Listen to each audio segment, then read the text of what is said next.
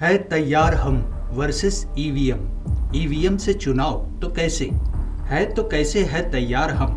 तो क्या 2024 चुनाव में विपक्ष ईवीएम के विरोध में रहेगा खड़े। लोकतंत्र में ईवीएम आम जनता के दिल में क्या पैदा कर रही शक।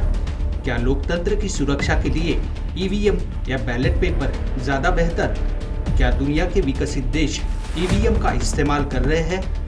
नेताओं और जनता का ईवीएम को लेकर क्या है नजरिया, देखिए सिर्फ महाराष्ट्र टीवी 24 पर है हम तैयार वर्सेस ईवीएम। ये जो मत प्रक्रिया है, वोटिंग की जो प्रोसेस है, ये पहले ज़माने में राजाओं के घर में थी और राजा ही ये देश का मुखिया होता था, सारी चीज़ें होती थी। डॉक्टर बाबा साहब अम्बेडकर जी ने यह कॉन्स्टिट्यूशन लाने के बाद में उन्होंने वोट का अधिकार हर इंसान को दिया और सेम वोट सेम वैल्यू और उसका जो है सभी को राइट था, ये दे दिया है बाबा साहब ने मतदान का अधिकार।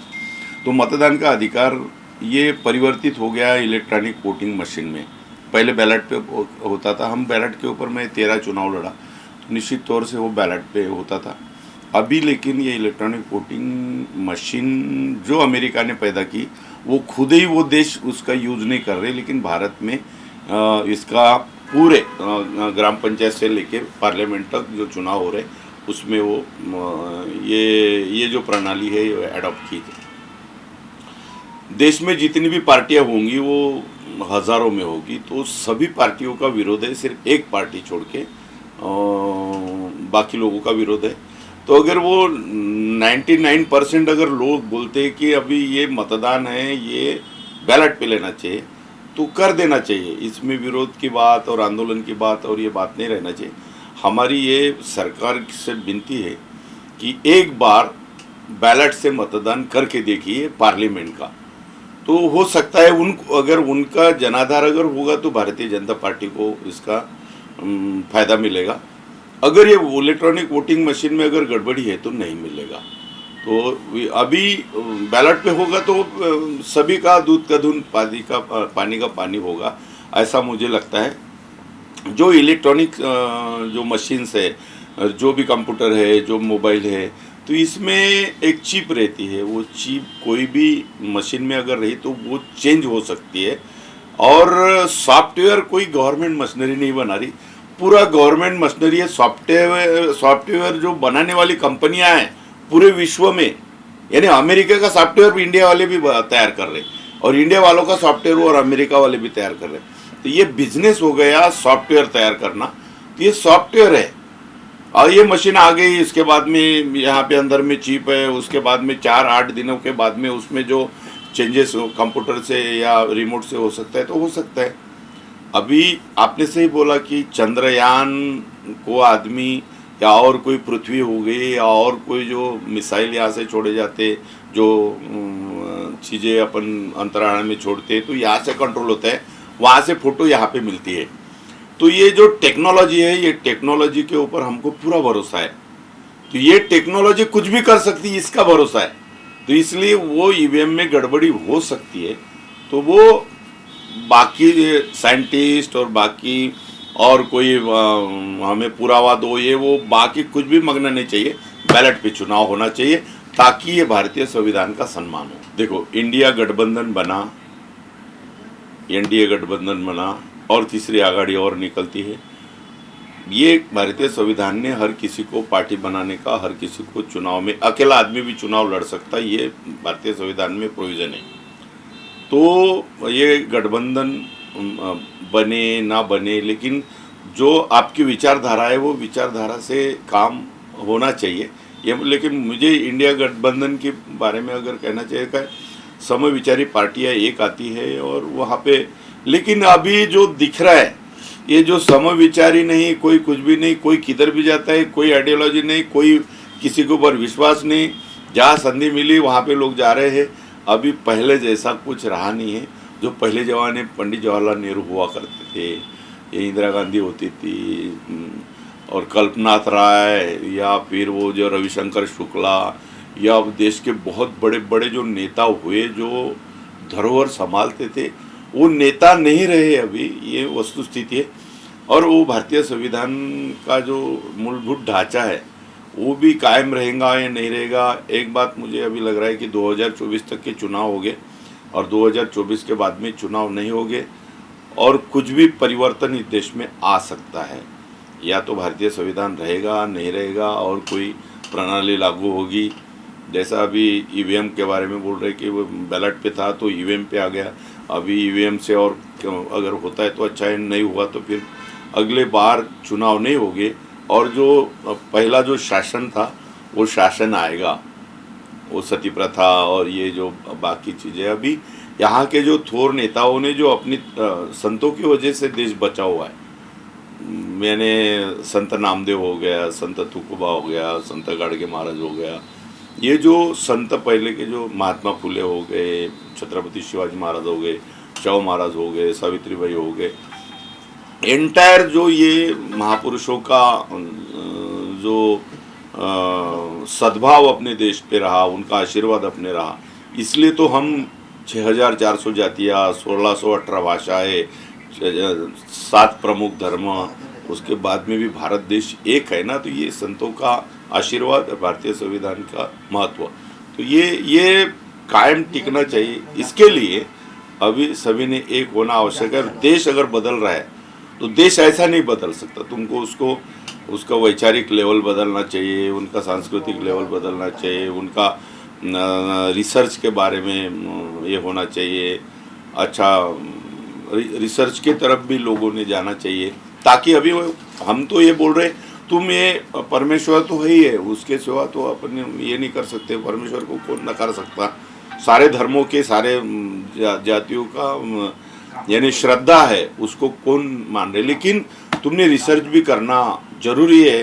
रिसर्च अगर संशोधन नहीं हुआ तो हमारा देश प्रगति कैसे करेगा। 1 वोट 1 मैन 1 वैल्यू। तो एक मत की कीमत सभी की। अभी कोई भी जानता है कि टाटा को भी वोटिंग के लिए जाना है या कि गरीब आदमी को भी वोटिंग के लिए जाना है।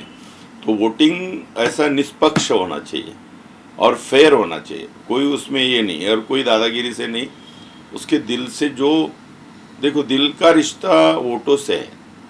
वोट जब आदमी को डालने जाता है तो देखता है मेरा भाई खड़ा है, तो वो भाई के सामने देख के वो वोट नहीं डाला जाता।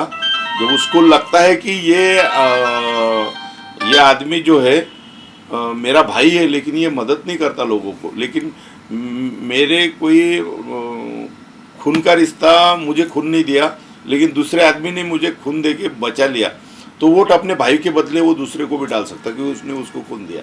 तो वोटों का रिश्ता दिल से रहता है।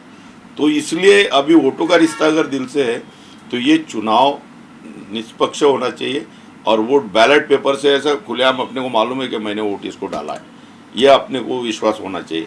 अभी वो ट्रेल के ऊपर, इसके ऊपर वो अभी हमने देखा है, न्यूज़ पे आया है कि जहाँ 200 वोट ही नहीं वहाँ पे, तो वहाँ से 250 वोट पड़े कैसे, बूथ के ऊपर पड़े कैसे वोट ही नहीं वहाँ पे, तो 200 के ऊपर वोट कैसे पड़े।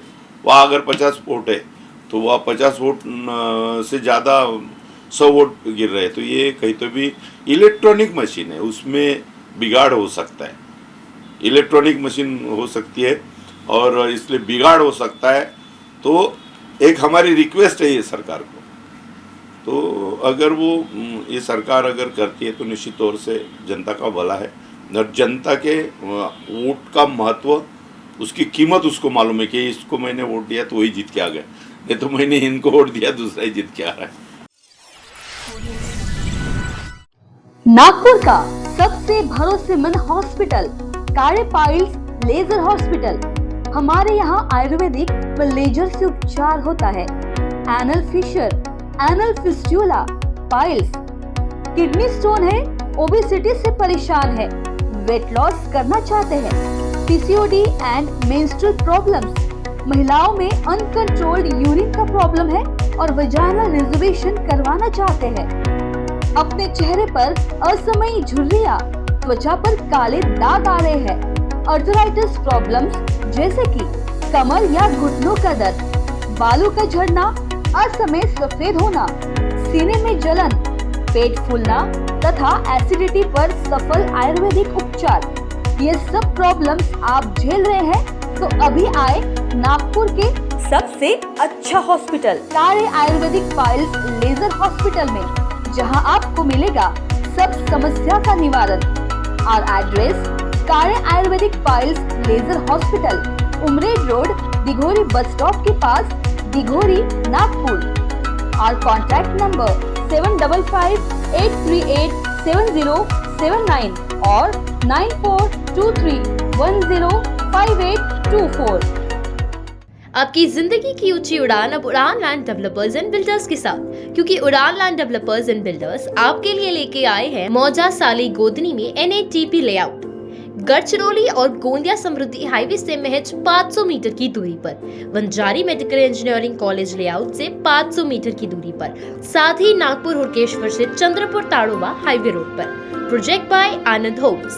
उड़ान लैंड डेवलपर्स एंड बिल्डर्स, सही रहा उड़ान की।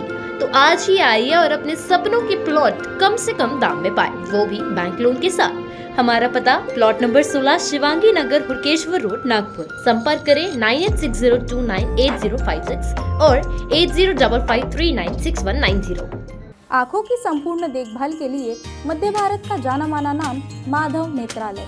यहाँ आँखों की पूरी तरीके की जांच के साथ सभी प्रकार के ऑपरेशन किए जाते हैं। मोतिया बिंदु, काज बिंदु, रेटिना, साथ ही कॉर्निया के उपचार भी होते हैं। तिरछेपन और युवाओं में चश्मा हटाने का ऑपरेशन भी आधुनिक लेजर तरीके से होता है। आंखों की सभी समस्याओं व अधिक जानकारी के लिए संपर्क करें माधव नेत्रालय, साई मंदिर के पास, Gajanan Nagar T point, Ajni, Nagpur. Dial करें 6785200 या Madhav Netralaya premium centre, Vasudev Nagar metro station के पास, Hingna T point, Nagpur. Dial करें 35023000।